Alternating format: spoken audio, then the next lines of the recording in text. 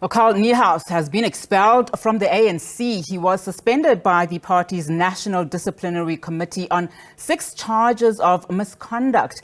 In a letter addressed to Niehaus, the party's NDC has ruled that he contravened the party's internal rules.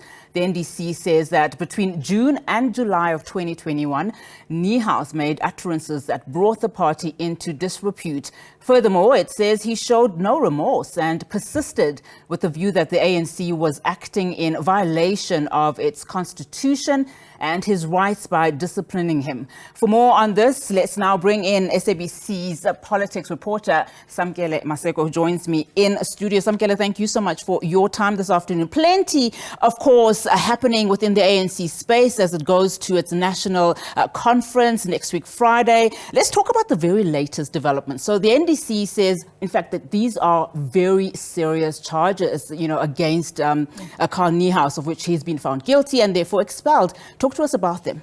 Essentially, Karl Niehaus has been embroiled in factional battles and had been at loggerheads with the party's leadership for quite some time now. It stems back from the 2017 Nasrec conference of the ANC, where Cyril Ramaphosa was elected as president of the African National Congress. You've seen some of the utterances Karl Niehaus has made against the ANC president, has made against individuals such as ANC NEC member and Minister of Transport within the country, Fikile Mbalula, who's been in an open war with Karl Niehaus as well. He's also cited in the NDC letter of the ANC to Karl Niehaus, saying that there were complaints brought against Karl Niehaus by Mr. Fikile Mbalula. Subsequently, Fikile Mbalula could not have his testimonies tested and ventilated at the NDC of the party. But then the issue that took place between July and June 2021, during the July unrest in KwaZulu-Natal, that is when Karl Niehaus became essentially entrenched in these problems that he's now facing within the governing party. He was subsequently at some point suspended as a staff member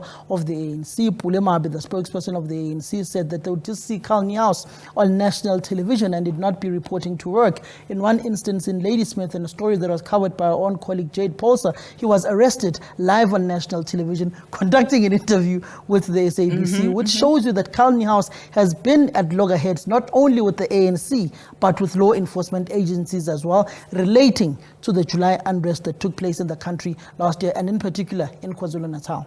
In fact, in true Karl Niehaus standards and style, he has issued out a statement remaining very defiant, saying, in fact, that he hasn't officially been told by the NDC. In fact, let's listen into that clip where he's basically, giving his take on these charges and the expulsion, essentially.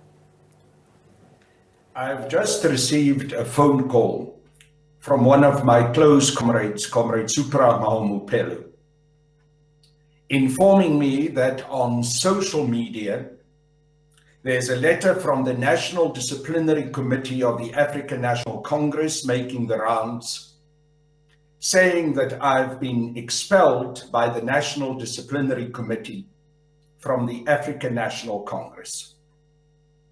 I have not received that letter personally. This letter was simply sent out into the public domain by that kangaroo call that call themselves the National Disciplinary Committee.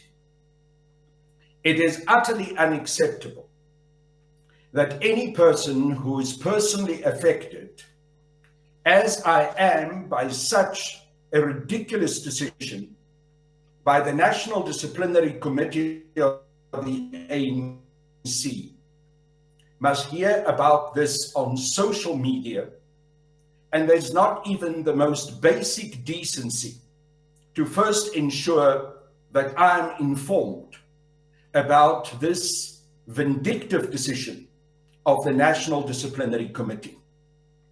During the last year and more, I've been subjected to persecution by the National Disciplinary Committee of the African National Congress on the basis of me having said at Nkandla on the 4th of July 2021 and on several other occasions that I believe, acting on behalf of Umkhonto we Sizwe Military Veterans Association and speaking as the national spokesperson of MKMVA, that the decision of the Constitutional Court to have sentenced President Jacob Zuma without a proper court case was illegal, and that it indicates that our judiciary are captured.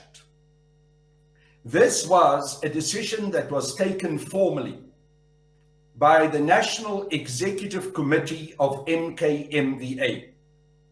And as the national spokesperson of MKMVA, I was given the instruction to travel to Nkandla and to deliver that message to President Jacob Zuma, and also to hold a public press conference and make the views of MKMVA known. I carried out my... Well, there you have it. You know, him saying that this is a ridiculous and vindictive decision, you know, by the NDC. Not surprising, really, you know, some of the utterances that he is making. But also, this is a fierce critic of the sitting president of the ANC currently, with hashtags from his Twitter account, Ramaphosa must fall, just recently during the special NEC meeting. What are the likely next steps? Is he going to appeal? And what does that mean? He is going to appeal the decision by the NDC of the party. Remember when Julius Malema was expelled from the ANC, particularly after the 2012 Mangaung conference he was expelled in 2012, 2012 was expelled. He appealed to the National Conference of the ANC. He wrote that letter to conference, which the conference further sealed his fate. He had appealed to the NDCA, the National Disciplinary Committee of Appeals, which was then chaired by Cyril Ramaphosa, which Cyril Ramaphosa then sealed the fate of Julius Malema, further suspended Floyd Chivambu, and Sindiso Makatwa, the late Sindiso Makatwa, was Secretary General of the ANC Youth League. So in essence, in the ANC, once you take your matter on NDCA after an expulsion, for instance, Julius Malema was suspended for 5 years. With the NDCA, he was expelled from the ANC, which essentially tells you that it can go either way. Either you can be given a lifeline, or you can essentially be further chucked out and your membership taken away from you, from the organization. So Carl Niehaus is essentially at loggerheads with the ANC leadership, and many party leaders have been uncomfortable with the utterances being made by Carl Niehaus. But he's not shy from controversy. He's not shy from speaking his mind. It's the Carl Niehaus of old, who was the spokesperson of the African National Congress, who speaks his mind no matter the political tide, whether it's swimming for him or against him. So you can further see that these divisions that are there within the governing party will be further entrenched. Some have said Carl Niehaus is being purged with other leaders of the ANC who don't seemingly agree with the president of the African National Congress. But those who are in support of the president of the ANC have simply said those who lost the 2017 NASREC conference have a conference hangover. They've never truly gotten and left NASREC in 2017. Hence, they've been fighting the ANC president for the past 5 years. So Carl Niehaus's problems in the ANC are far from over. They are only about to start now and to be further entrenched within the governing party. I was going to ask about, you know, what the signals, because we have been seeing the ANC coming out very strongly against those that it deems not fit, for instance, to sit within the NEC. But let's look about Carl Niehaus's life. I mean, he's been an activist since the 1980s. He was a political prisoner. You know, his home is essentially, you know, within the ANC party. He's also been an ambassador, a member of parliament, been very, very much in line with what the ANC wants to see. Some are now saying, does this, you know, his expulsion and those that we have seen in the past in terms of being sidelined from being part of, you know, being in the leadership structures of the party, is this a cleanup by the ANC ahead of its national conference? Former ANC President Thabo Mbeki always says, fewer, but better. Which in essence, he's saying that the ANC's roadmap that it took to grow its membership base did not add value quantitatively or qualitatively, but added quantitatively to the ANC, which is what is written in the diagnostic report of the then Secretary General of the ANC in 2017, which spoke about an ideological and intellectual degeneration of ANC members. You look at Carl Niehaus over the past few years, you look at the utterances made by people like Kwede Mantashe against Carl Niehaus, calling him a hired gun at some point. You look at how Ace Magashule, the suspended SG of the ANC, would defend Carl Niehaus. You look at how some provincial leaders of the ANC speak ill of Carl Niehaus now, saying people like Carl Niehaus just know how to run their mouths, but they're not truly on the ground. It tells you of how Carl Niehaus, over the past few years, has been alienated from those who lead the party and remained intact, with a few who are still perceived to be the core of the radical economic transformation faction in the ANC, the likes of Supra Mohamapelo, who is the former chairperson of the ANC, the Northwest, who's a member of parliament, who's part of those whom are openly saying that they will vote with their conscience come the parliamentary sitting on Phala tomorrow of that high panel expert report. The likes of Mervyn Dix from Pietermaritzburg in the Moses Mabhida region, also an ANC member of parliament, the likes of Bongani Bongo, the likes of Bathabile Dlamini, who are seemingly seen as still within being stuck at the Nasrec conference of the African National Congress. So it tells you that the divisions in the ANC are entrenched, and those whom are supposedly fighting the incumbent leadership of the ANC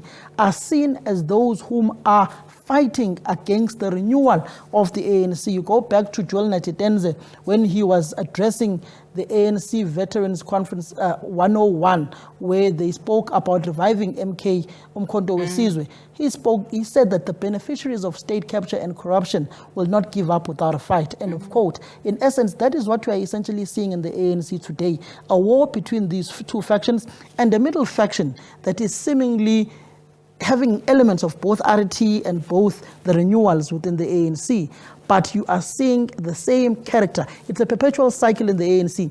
Those whom were singing Wenzenu Zuma, the renewables today who are part of Cyril Ramaphosa's faction within the ANC, are essentially also defending their president against what he's facing when it comes to Phala. So ANC presidents, since the dawn of democracy, post the era of former President Beki, former President Mandela, you've seen ANC leaders being embroiled in issues pertaining to squabbles, pertaining to money, even Phala, it's money, former President Jacob, it was state capture, corruption, malfeasance, all alleged to be part of state capture and corruption in the country. So it tells you of a deeper degeneration within the governing party. In a package that you are doing later on today, you go to the Polokwane political report of former President Mbeki, where he questions the morality, the ethics, and the kind of leaders that the ANC is producing over years. You go to the subsequent political overview reports by ANC presidents, by former President Jacob Zuma at the 2012 ANC Mangaung conference. You go to the NGC in 2015. You go to the 2017 conference when he opened the conference in the political report. He speaks about a degeneration and an alien culture that has creeped into the African National Congress. And I bet you what? Incumbent ANC President Cyril Ramaphosa, come the 16th of December on Friday, when he opens the ANC conference, will also speak about the sins of incumbency and an alien culture that has creeped into the ANC, which dates back to the 1997 Mahikeng conference, when former president of the ANC, Nelson Mandela, spoke of this ill culture, this careerism that is seemingly creeping in within the structures of the ANC. And many have said, of course, that this will ultimately, if it hasn't already started, lead to the implosion of this party. Thank you so much, Samkele, for your time. That's all the time we have for today. Of course, that was our senior politics reporter, Samkele Maseko.